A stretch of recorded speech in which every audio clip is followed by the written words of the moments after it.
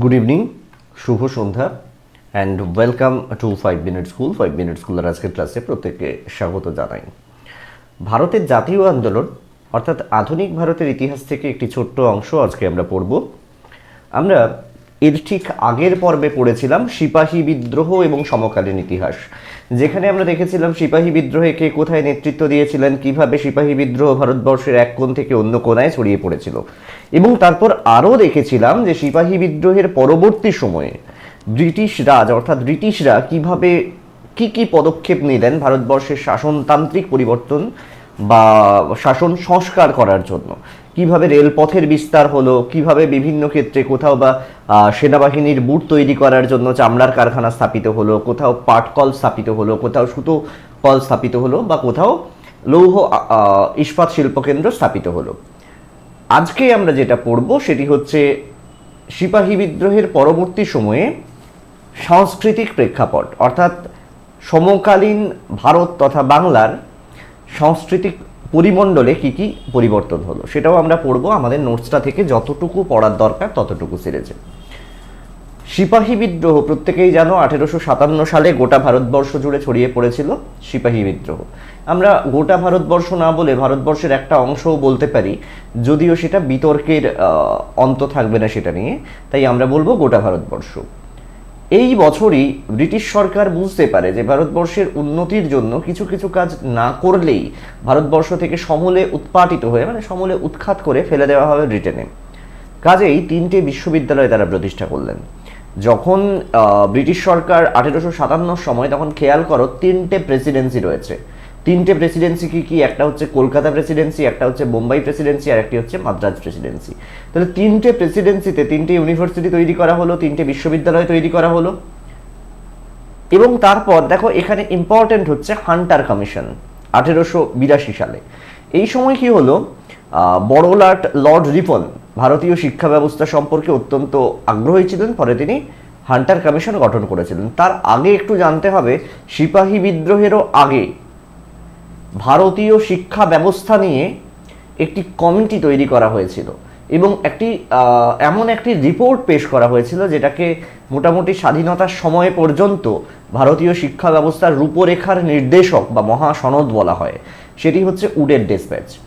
1854 সালে কোম্পানির British east India company, প্রত্যেকটা দেশের একটা করে ইস্ট ইন্ডিয়া কোম্পানি ছিল, কিন্তু আমরা এখানে কোম্পানি বলতে ব্রিটিশ ইস্ট ইন্ডিয়া কোম্পানি পড়ব। কোম্পানির বোর্ড অফ কন্ট্রোলের সভাপতি ছিলেন চার্লস উড। তিনি শিক্ষা সম্পর্কে একটি নির্দেশনামা পেশ করেছিলেন, যেটাকে বলা হয় উডের ডেসপ্যাচ। এই উডের ডেসপ্যাচ বা উডস ডেসপ্যাচ, এটাকে বলা হয় Magna কার্টা of Indian education system, ভারতীয় শিক্ষা ব্যবস্থার ম্যাগনা কার্টা। এই ম্যাগনা কার্টা একটা ছোট্ট শব্দ, অনেক জায়গায় ব্যবহার করা হয়। ম্যাগনা কার্টা শব্দের অর্থ হচ্ছে মহাসনদ, ঠিক আছে? মহাসনদ মানে মহানির্দেশিকা, সনদ মানে নির্দেশিকা। এই নির্দেশিকা বা নির্দেশনামার কার্যকারিতা এবং বাস্তব প্রয়োগ সম্পর্কে ইনকোয়ারি করার জন্য, অনুসন্ধান করার জন্য Lord Ripon sir William Hunter নামে জনৈক শিক্ষাবিদের নেতৃত্বে একটি কমিশন গঠন করে। আমি একটু আগেই বললাম না, হান্টার কমিশন, যেটা গঠিত হলো 1882-তে এবং রিপোর্ট পেশ করলো 1883-তে, 1 বছর লাগালো। 1883 সালে হান্টার কমিশন তার রিপোর্ট তো পেশ করলো। প্রশ্ন হচ্ছে এই রিপোর্টে কি বললো, কি বলা হলো বা কি সুপারিশ করা হলো? হান্টার কমিশন তার রিপোর্টে খুব সাধারণ কিছু কথা বলেছিলেন, যেগুলো আজকের দিনে দাঁড়িয়েও বেশ প্রাসঙ্গিক। কীরকম না, হান্টার কমিশন প্রাথমিক শিক্ষার ওপর ভীষণ গুরুত্ব আরোপ করেছিল। আজকের দিনে দাঁড়িয়ে সরকার যেখানে প্রাথমিক শিক্ষার মেরুদণ্ডটা ভেঙে দিতে চাইছে বিভিন্ন ক্ষেত্রে, বিভিন্ন দেশে, বিভিন্ন জায়গায়, বিভিন্ন স্থানে, এবং হান্টার কি করেছিলেন, সেখানে প্রবল গুরুত্ব আরোপ করে 32টি সুপারিশ চালু করেছিলেন। পুরসভা এবং জেলা বোর্ডগুলোর উপর প্রাথমিক শিক্ষার দায়িত্ব অর্পণ করার কথা বলা হয়। দেখো আজকেও কলকাতা পুরসভার ওপর প্রচুর প্রাথমিক বিদ্যালয়ের দায়িত্ব আছে, কেএমসিপি স্কুল বলা হয়। মাধ্যমিক এবং কলেজ শিক্ষার ওপর কমিশন বেশ গুরুত্ব আরোপ করেছিল এবং সরকারি সাহায্যে প্রত্যেক বিদ্যালয়ে পাঠাগার স্থাপনের সুপারিশ করা হয়। আজকের দিনে দাঁড়িয়ে পশ্চিমবঙ্গের ঠিক কতগুলো বিদ্যালয়ে পাঠাগার বা লাইব্রেরির ফেসিলিটি রয়েছে সেটা হাতে গোনা কয়েকটার বেশি খুঁজে পাবে না, হাতে গোনা যায় এরকম। কিন্তু আজ থেকে 1884, 1883, কত বছর হিসেব করতে গেলে তো অনেকের ভুল হয়ে যাবে। সেই ততদিন আগে হান্টার বলছেন যে পাঠাগার স্থাপন করতে হবে, মেধাবী ছাত্রদের বৃত্তি দিতে হবে, শিক্ষা প্রতিষ্ঠানগুলো পরিচালনায় সরকারি নিয়ন্ত্রণের অবসান করতে হবে, যে সরকার যা বলবে তাই শিক্ষা প্রতিষ্ঠান, অর্থাৎ অটোনোমাস বডি তৈরি করতে হবে, শিক্ষা প্রতিষ্ঠানগুলোকে নিজ মানে স্বশাসনের অধিকার দিতে হবে, বেসরকারি হাতে সেগুলোর পরিচালন ভার দেওয়া, আর্থিক সাহায্য দান এবং স্ত্রী শিক্ষায় উৎসাহ দানের কথা বলা হয়েছে। সরকার এই শিক্ষা কমিশনের অন্যান্য সুপারিশগুলো গ্রহণ করলেও প্রাথমিক শিক্ষা সংক্রান্ত যে সুপারিশ, অর্থাৎ ভিতটাকে ঠিক করে গড়ে তোলার যে সুপারিশ, সেটাকে অগ্রাহ্য করে। 1902 সালে আবার একটা কমিশন গঠিত হয়, যেটাকে ভারতীয় শিক্ষা ব্যবস্থার ইতিহাসে, ঠিক আছে, এটা অত্যন্ত গুরুত্বপূর্ণ স্থান দখল করে। দেখো, মূলত 1899 থেকে 1904 এই সময়টাকে আমরা মনে রাখবো কেন না, এই সময় হচ্ছে লর্ড কার্জনের শাসনকাল।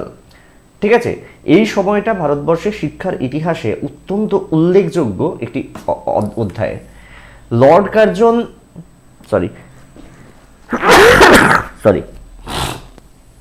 উপলব্ধি করেছিলেন যে ভারতীয় যে কলেজ এবং ইউনিভার্সিটিগুলো রয়েছে সেগুলোতে শিক্ষার মান যথেষ্ট নিচু। তিনি শিক্ষাক্ষেত্রে সরকারি নিয়ন্ত্রণ বৃদ্ধির পক্ষপাতী ছিলেন, যে শুধু সরকারি নিয়ন্ত্রণ না থাকলে হয়ে যাবে এরকমটা নয়। তিনি মনে করতেন শিক্ষাক্ষেত্রে সরকারি নিয়ন্ত্রণ বৃদ্ধি পেলে ভারতে ব্রিটিশ বিরোধী চিন্তাধারার অবসান হবে। ভারতীয় বিশ্ববিদ্যালয়গুলোর শিক্ষার মান উন্নয়ন, সংগঠন এবং শিক্ষাক্ষেত্রে সরকারি নিয়ন্ত্রণ বৃদ্ধির উদ্দেশ্যে 1902 সালে স্যার টমাস র্যালের নেতৃত্বে তিনি একটি কমিশন গঠন করেন, যেটার নাম হচ্ছে ভারতীয় বিশ্ববিদ্যালয় কমিশন, ইন্ডিয়ান ইউনিভার্সিটি কমিশন। এই কমিশনে কি বলা হলো, এটার আরেকটা নাম হলো র্যালে কমিশন। ঠিক আছে, র্যালে কমিশন বা ভারতীয় বিশ্ববিদ্যালয় কমিশন তাহলে গঠিত হলো 1902 সালে, খেয়াল রাখবে এটা। কলকাতা হাইকোর্টের বিচারপতি এবং কলকাতা বিশ্ববিদ্যালয়ের প্রথম ভারতীয় উপাচার্য ছিলেন স্যার গুরুদাস বন্দ্যোপাধ্যায়,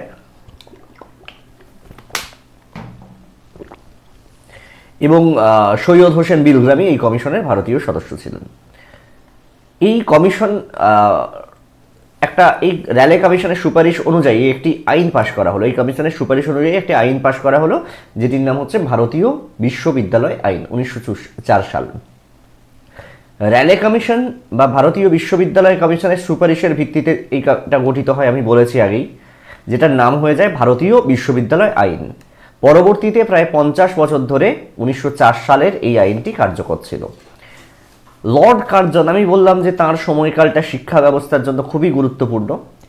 হয়েছিল কি, প্রাচীন ভারতের ইতিহাস এবং সংস্কৃতি সম্পর্কে অনুশীলনের জন্য তিনি ভারতীয় প্রত্নতত্ত্ব বিভাগ প্রতিষ্ঠা করেছিলেন। কলকাতায় তিনি ইম্পিরিয়াল লাইব্রেরি প্রতিষ্ঠা করেন, বর্তমানে যেটার নাম ন্যাশনাল লাইব্রেরি।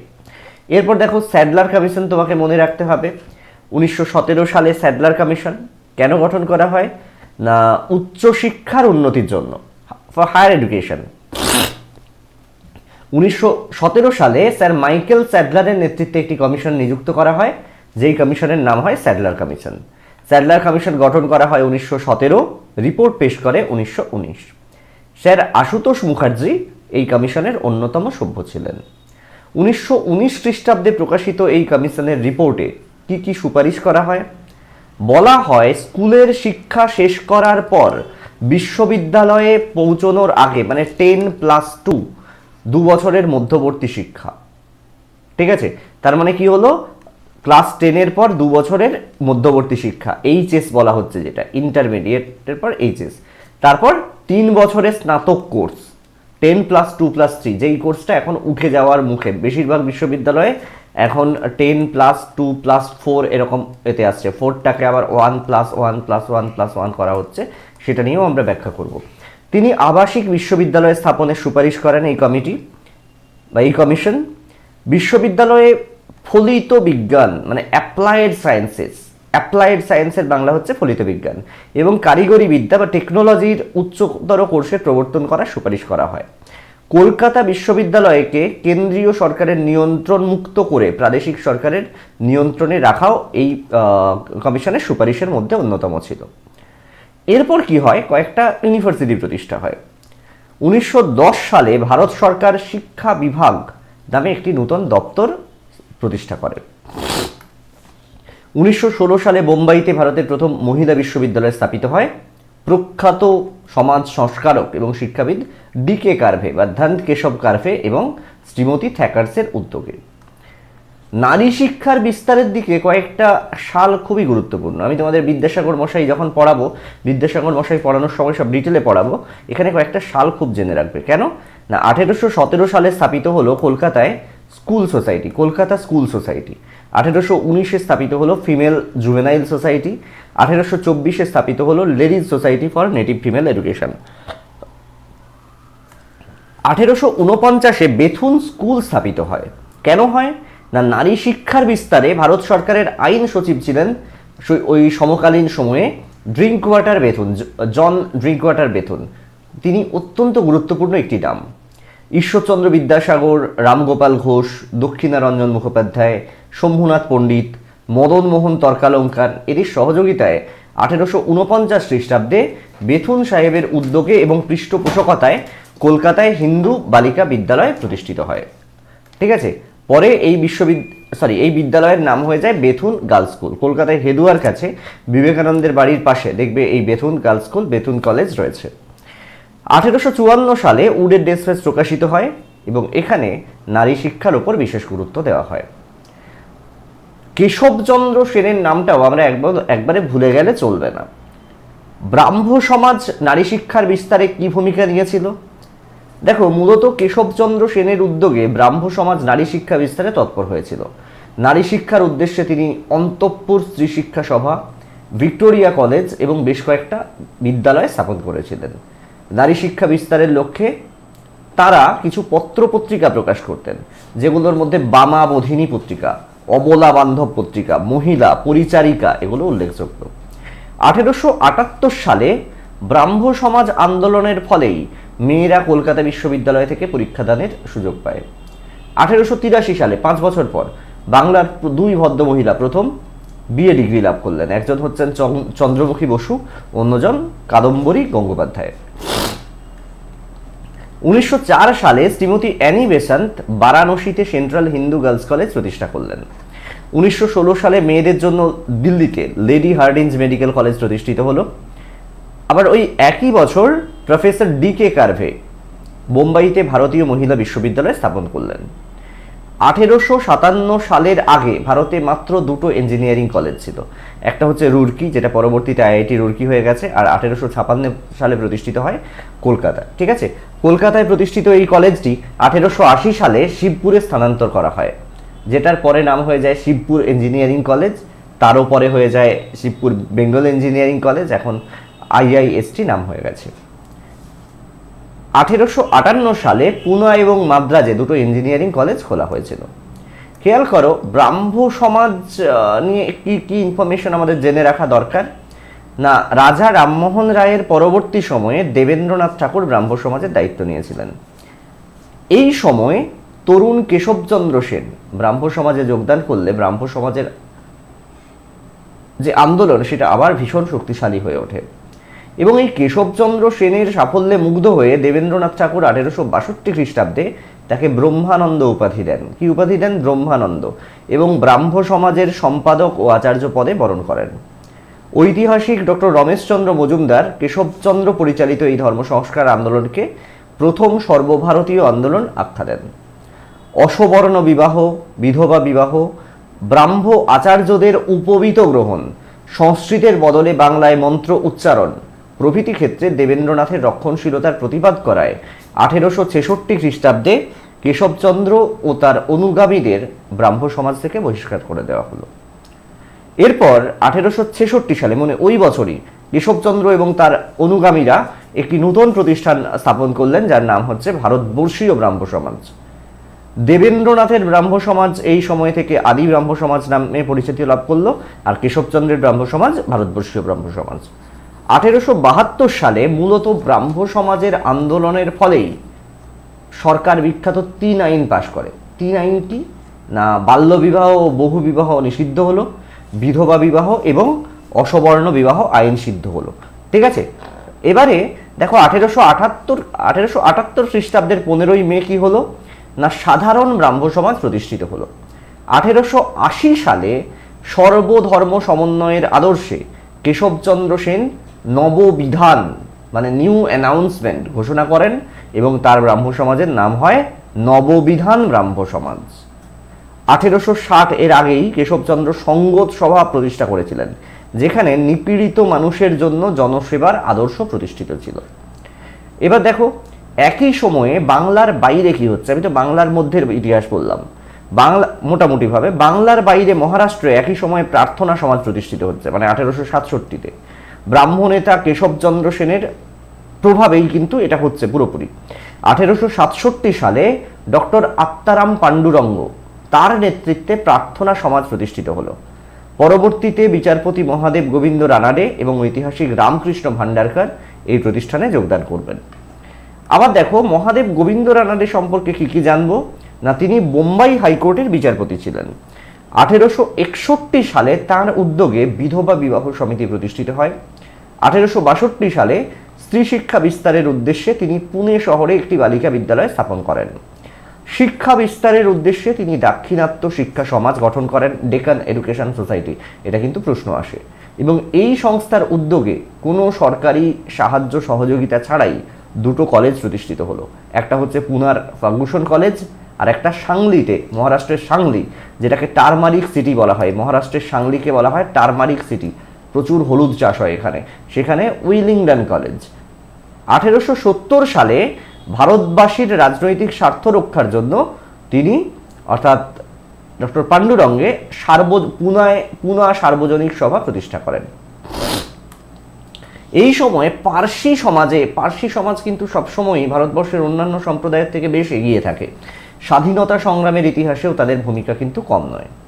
এই সাংস্কৃতিক পরিমণ্ডলে যখন সাংস্কৃতিক রেনেসাঁ হচ্ছে, নবজাগরণ হচ্ছে, তখন ভারতীয় পার্সি সমাজ তারাও ধর্ম সংস্কার আন্দোলনের সূচনা করলেন। সেটা হচ্ছে মহারাষ্ট্রকে কেন্দ্র করে হলো।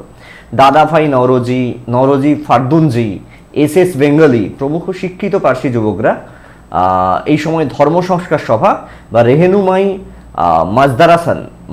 মাজদায়াসান সভা প্রতিষ্ঠা করলেন। পার্সি সংস্কারক ছিলেন বেহরামজি মেওয়ানজি মালাবারি। তার উদ্যোগে 1891 খ্রিস্টাব্দে সরকার বিবাহ সম্মতি আইন পাশ করতে বাধ্য হলো।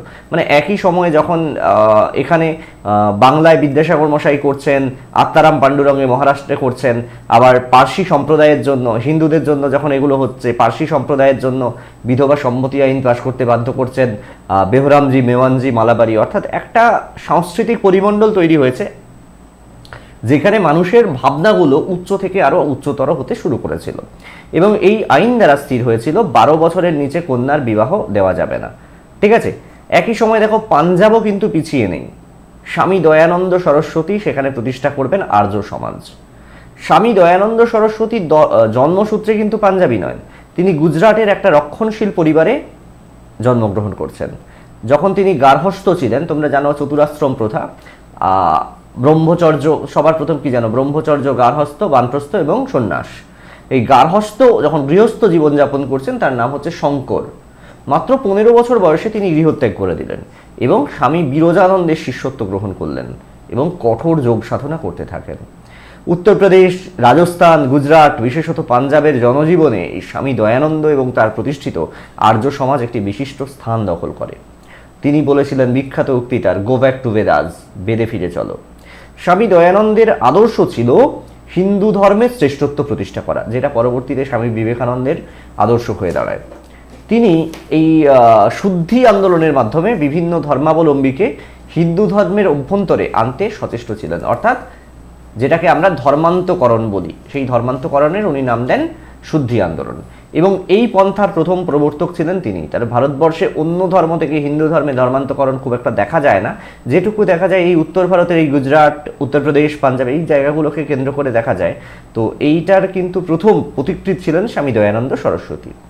সত্যার্থ প্রকাশ, বেদ ভাষা এই দুটো হিন্দি গ্রন্থে তার মতাদর্শ প্রকাশিত হয়েছে। 1883 সালে তিনি পরলোক গমন করেন। এবার স্বামী দয়ানন্দের পরলোক গমনের পরে বা তার আগে তার অনুগামীরা কি করবেন? না তার মৃত্যুর পর তার অনুগামী ছিলেন যারা, লালা হংসরাজ, পণ্ডিত গুরুদত্ত, লালা লাজপত রায়, স্বামী শ্রদ্ধানন্দ, যার নাম দেন লালা মুন্সিরাম, এই আন্দোলনের ধারাগুলোকে অব্যাহত রাখেন। 1886 সালে লালা হংসরাজ লাহোরে দয়ানন্দ অ্যাংলো বেদিক কলেজ প্রতিষ্ঠা করেন। 1902 সালে স্বামী শ্রদ্ধানন্দ হরিদ্বারে গুরুকুল আশ্রম প্রতিষ্ঠা করে প্রাচীন বৈদিক রীতিতে শিক্ষার ব্যবস্থা করেন। আবার দেখো, শিখদের মধ্যে একই সময়ে সংস্কার আন্দোলন চলছে। কিরকম না, 19 শতকের শেষ দিকে অমৃতসর এবং লাহোরে সিংহ সভা প্রতিষ্ঠিত হচ্ছে। সিংহ সভা, এই সংঘের উদ্যোগেই প্রথম শিখদের মধ্যে ধর্ম ও সমাজ সংস্কার আন্দোলন শুরু হবে। 1920 সালে আকালি আন্দোলন সূচনা হলো। আবার 1922 সালে শিখ গুরুদ্বার অ্যাক্ট অর্থাৎ শিখ গুরুদ্বার আইন প্রবর্তিত হলো। এর পরবর্তীতে যেটা নিয়ে খুব আন্দোলন নিয়ে খুব রাজনৈতিক চর্চা চলবে, সেটি হচ্ছে আলিগড় আন্দোলন। দেখো, মূলত আমি আগেও পড়িয়েছি ওয়াহাবি আন্দোলন, এবং পরবর্তীকালে 1857 সালের মহাবিদ্রোহে মুসলিম সমাজের ভূমিকায় ইংরেজরা অত্যন্ত বিরক্ত ছিলেন। এবার এই সময় মুসলিম সমাজের ত্রাণকর্তা হয়ে দাঁড়ান স্যার সৈয়দ আহমেদ খান। তাকে বলা হয় মুসলিম সমাজের রামমোহন। সৈয়দ আহমেদকে বলা হয় মুসলিম সমাজের রামমোহন। তিনি ইংরেজ সরকারের অধীনস্থ একজন রাজকর্মচারী ছিলেন। 1857 সালের মহাবিদ্রোহের সময় তিনি বিজানরের সদর আমিন পদে নিযুক্ত ছিলেন। তিনি ইংরেজদের প্রতি অত্যন্ত অনুগত এবং নিজের জীবন বিপন্ন করে বহু ইংরেজ কর্মচারীর প্রাণ রক্ষা করেন এবং সিপাহীদের বিরোধিতা করেন। তিনি কি করলেন না, ইংরেজদের প্রতি অহেতুক বিদ্বেষ ত্যাগ করার পরামর্শ দেন এবং বলেন যে ইংরেজদের সাথে সহযোগিতার মধ্যেই মুসলিমদের স্বার্থ নিরাপদ এবং সুরক্ষিত। অন্যদিকে তিনি ইংরেজদের এটা বোঝান যে মুসলিমরা কখনো ইংরেজ বিরোধী নয়। মুসলিম ধর্মগ্রন্থে ইংরেজদের বিরুদ্ধে ধর্মযুদ্ধ ঘোষণা করার, জেহাদ ঘোষণা করার কথা বলাই নেই। যেটা আছে সেটা হিন্দুদের বিরুদ্ধে আছে, এবং 1857 সালের মহাবিদ্রোহে মুসলিমদের দ্বারা সংগঠিত হয়নি। যেসব মুসলিম তাতে অংশগ্রহণ করেছে তারা বিভ্রান্ত, পথভ্রষ্ট, এবং তাদেরকে হিন্দুরা ভুল বুঝিয়েছে বলে তারা করেছে। On the loyal Mohammedans of India বলে একটি গ্রন্থ তিনি প্রচার করতে শুরু করলেন, যেখানে বলা হলো মহাবিদ্রোহে অংশগ্রহণকারী মুসলিমদের সংখ্যা অত্যন্ত সামান্য, এর চেয়ে অনেক বেশি মুসলিম ব্রিটিশ শাসনের প্রতি আনুগত্য দেখিয়েছে। সৈয়দ আহমেদের এই যে দ্বিজাতি তত্ত্বের বীজ, এটা কিন্তু উদ্দেশ্য সফল হয়েছিল। উচ্চশিক্ষা প্রাপ্ত এবং রাজনৈতিক জ্ঞান সম্পন্ন হিন্দুদের বিরুদ্ধে মুসলিমদের কাজে লাগানোর উদ্দেশ্যে ইংরেজ সরকারও তাদের প্রতি সহযোগিতার হাত বাড়িয়ে দেয়। ডিভাইড অ্যান্ড রুল, ভেঙে দাও এই নীতি, দুজনকে আলাদা করে দাও। তিনি উপলব্ধি করেছিলেন যে আধুনিক ইংরেজি শিক্ষা ও আধুনিক সমাজ সংস্কার ছাড়া মুসলিম সমাজের কোনো গতি নেই। মুসলিম রক্ষণশীলতার বিরুদ্ধে তিনি জেহাদ ঘোষণা করেন এবং মুসলিম সমাজকে আধুনিক জ্ঞান বিজ্ঞান ও শিক্ষা গ্রহণের আহ্বান জানান। তিনি বলেন যে পবিত্র কোরআনই হচ্ছে সকল জ্ঞানের আধার এবং মুসলিমদের একমাত্র ধর্মগ্রন্থ। এছাড়া তিনি নারী মুক্তি, নারী শিক্ষা বিস্তারের পক্ষে এবং পর্দা প্রথা, বহুবিবাহ এবং পত্নীকে তালাক দেওয়ার বিরুদ্ধে মত দেন। 3 তালাকের বিরুদ্ধে কিন্তু তিনি মত দিয়েছিলেন। উর্দু বিখ্যাত একটি পত্রিকা যার নাম হচ্ছে তাহজিব আল আফলাফ এবং ইংরেজিতে পায়োনিয়ার পত্রিকার মাধ্যমে তার মতামত ব্যক্ত করতেন। 1864 সালে মুসলিমদের মধ্যে ইংরেজি শিক্ষা বিস্তারের উদ্দেশ্যে তিনি উত্তরপ্রদেশের গাজীপুরে একটি ইংরেজি বিদ্যালয় স্থাপন করেন। 1865 সালে জ্ঞান বিজ্ঞানের বিভিন্ন শাখায় প্রয়োজনীয় ইংরেজি গ্রন্থাবলী উর্দুতে অনুবাদ এবং মুসলিমদের মধ্যে প্রচার করার উদ্দেশ্যে তিনি সায়েন্টিফিক সোসাইটি প্রতিষ্ঠা করেন। 1870 সালে তিনি ইংল্যান্ড থেকে ফিরে আসেন এবং তারপর সমাজ সংস্কার ও শিক্ষা বিস্তারের উদ্দেশ্যে তাহজিব আল আফলাফ নামে একটি উর্দু পত্রিকা এবং committee for advancement of learning among Mohammedans of India নামে একটি সংস্থা প্রতিষ্ঠা করেন। ব্রিটিশ সরকার এই সংস্থার পরিকল্পনা সফল করার জন্য আর্থিক সাহায্যের প্রতিশ্রুতি দেবে এবং এরই ভবিষ্যৎ আমরা দেখতে পাবো 1906 সালে অল ইন্ডিয়া মুসলিম লীগের প্রতিষ্ঠা। আসলে এ সময় হিন্দুদের প্রতি অসন্তোষ লক্ষ্য করে সরকারের মুসলিম প্রীতি বৃদ্ধি পায়। যখন যখন সরকার দেখবে, যে কোনো সময় আজকের দিনে দাঁড়িয়েও সরকার যখন স্বেচ্ছাচারিতা করে, তখন হিন্দু মুসলিম বিভাজন স্পষ্টতর করার জন্য মুসলিম তোষণ বা সংখ্যালঘু তোষণকেই কিন্তু বেছে নেয় তাদের নীতির পথ হিসেবে। বড়লাট লর্ড মেও ভারতে মুসলিমদের প্রকৃত অবস্থা জানার জন্য উইলিয়াম উইলসন হান্টারকে নির্দেশ দিয়েছিলেন। হান্টার 1871 সালে দ্য ইন্ডিয়ান মুসলিমস ভারতীয় মুসলিম নামে গ্রন্থটি রচনা করেছিলেন। 1877 সালে Syed Ahmed Khan Anglo oriental college প্রতিষ্ঠা করেন। পরবর্তীতে 1927 যেটির নাম হয়ে যায় আলিগড় মুসলিম ইউনিভার্সিটি, AMU। সরকার এই কলেজকে প্রচুর অর্থ দিতেন এবং বড়লাট লর্ড নর্থব্রুক ব্যক্তিগতভাবে এই কলেজকে 10,000 টাকা, তৎকালীন সময়ে 10,000 টাকা মানে চিন্তা করো, দান করেছিলেন। 1886 সালে অর্থাৎ জাতীয় কংগ্রেস প্রতিষ্ঠার পরের বছর সৈয়দ আহমেদ মুসলিম শিক্ষা সম্মেলন নামে একটি সংস্থা স্থাপন করেন। সেটা বলতে পারো অনেকটা জাতীয় কংগ্রেসের বিরুদ্ধ সংগঠন হিসেবে গড়ে তোলার চেষ্টা করেন। পরবর্তীতে এই আলিগড় কলেজকে কেন্দ্র করেই মুসলিম সমাজের সামাজিক, সাংস্কৃতিক এবং রাজনৈতিক চিন্তাধারা বিবর্তিত হবে এবং মুসলিম সমাজের এই আন্দোলন আলিগড় আন্দোলন নামে বিখ্যাত হবে। বলা বাহুল্য, হিন্দু বিদ্বেষ, বাঙালি বিদ্বেষ, কংগ্রেস বিদ্বেষ এবং ইংরেজদের তোষণই ছিল এই আন্দোলনের প্রধান মূলধন। আন্দোলনের যদি আলিগড় আন্দোলনের বিশিষ্ট নেতা দেখো, তাদের মধ্যে দেখতে পাবে চিরাগ আলী, বিখ্যাত উর্দু কবি আলতাফ হোসেন আলী, মৌলানা শিবলি নোমানি, নাজির মোহাম্মদ, কবি হালি এবং শিক্ষাবিদ খুদা বক্স। জীবনের শুরুর দিকে সৈয়দ আহমেদ হিন্দু মুসলিম ঐক্যের কথা প্রচার করতেন। তিনি বলতেন, কেবলমাত্র ধর্মীয় পার্থক্য বোঝাবার জন্যই হিন্দু মুসলিম এই শব্দ দুটো ব্যবহার করা হয়। আসলে হিন্দু মুসলমান এক জাতি। বাঙালিদের সম্পর্কেও অত্যন্ত শ্রদ্ধাশীল ছিলেন জীবনের শুরুতে তিনি।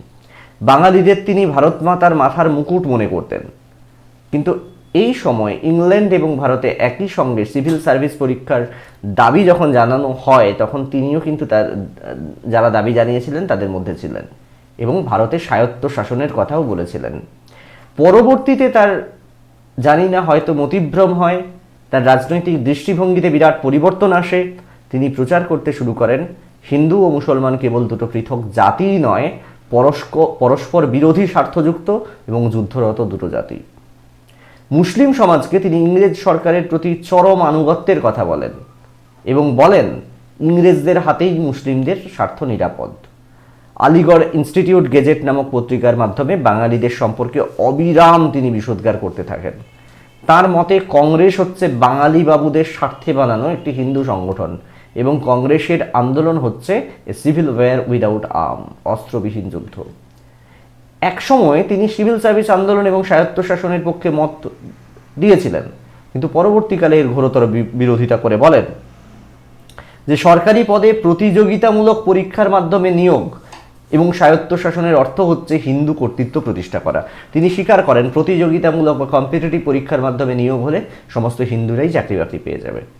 1887 সালে একটা বক্তৃতার সময় তিনি বলছেন যে প্রতিযোগিতামূলক পরীক্ষার মাধ্যমে সরকারি প্রশাসনিক পদে নিয়োগের ফলাফল অতি মারাত্মক হবে। এটি হলে ভারতের সমস্ত অঞ্চলে সরকারি প্রশাসন এবং বিচারালয়ে আমরা বাঙালি ছাড়া আর কোনো মুখ দেখতে পাবো না। বলা বাহুল্য, সৈয়দ আহমেদের এই আদর্শেই আলিগড় আন্দোলন পরিচালিত হয়। এই কথাটা কিন্তু বহুদিন চিরসত্য ছিল যে সরকারি প্রশাসন এবং বিচারালয়ে বাঙালি মুখ।